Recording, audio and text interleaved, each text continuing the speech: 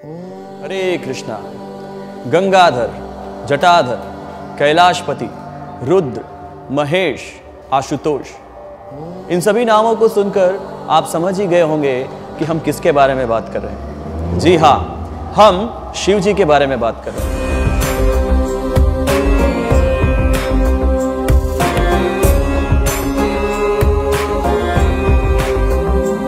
तो आज शिव जी से संबंधित कुछ बातों पर हम शास्त्रों की दृष्टि से नजर डालने का प्रयास करेंगे। जैसे, क्या शिव जी का नाम नीलकंठ सिर्फ इसीलिए है कि उन्होंने हलाहल विष को अपने गले में धारण किया?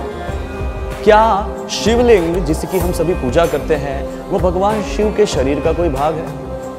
क्या शिव जी के सभी भक्त धनवान होते हैं और कृष्ण के भक्त निर्धन होते हैं? तो बहुत समय पहले की बात है जब देवताओं और असुरों ने अमृत की प्राप्ति के लिए समुद्र का मंथन करना प्रारंभ किया। समुद्र मंथन के दौरान सबसे पहले हलाहल विष प्रकट हुआ, कालकूट नाम का, और उस विष के कारण सारी सृष्टि में हाहाकार मच गया।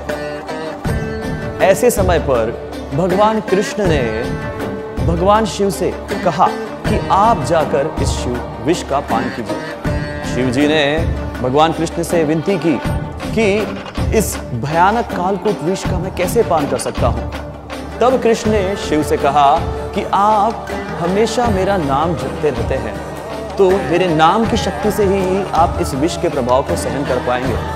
कृष्ण का एक और नाम है उज्ज्वल नीलमणि।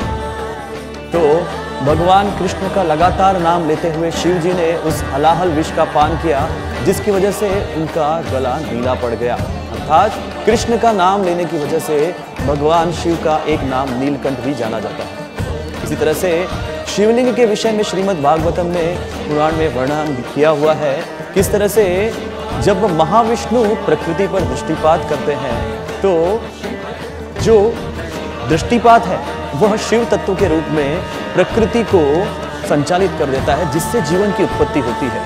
तो यह शिवलिंग एक्चुअली में एक सिंबल है, एक चिन्ह है जीवन का, क्रिएशन का, जिसके की हम सभी पूजा करते हैं। इसी तरह से सुखदेव गोस्वामी से महाराज परीक्षित ने यह प्रश्न पूछा, हे सुखदेव गोस्वामी, क्या कारण है कि शिव जी के भक्त सभी बहुत हमेशा धनवान होते हैं और कृष्ण के भक्त निर्धन? इसके उत्तर देते हुए सुखदेव गोस्वामी ने परीक्षित महाराज से कहा कि शिव जी हमेशा अपने भक्तों पर दो प्रकार की कृपा करते हैं, एक निष्कपट कृपा और एक सकपट कृपा। मानव जीवन के असली उद्देश्य को ना जानने के कारण बहुत से लोग भगवान शिव से धन, वैभव, यश, सौंदर्य आदि अनेक वस्तुओं की प्रार्थना करते हैं, और ऐसी प्रार्थना सुनने के बाद भगवान शिव ऐसे भक्तों पर सकपट कृपा करते हैं, अर्थात इन टेम्परेरी अर्थात अस्थायी चीजों की, अस्थायी सुखों की उन्हें आशीर्वाद देते हैं।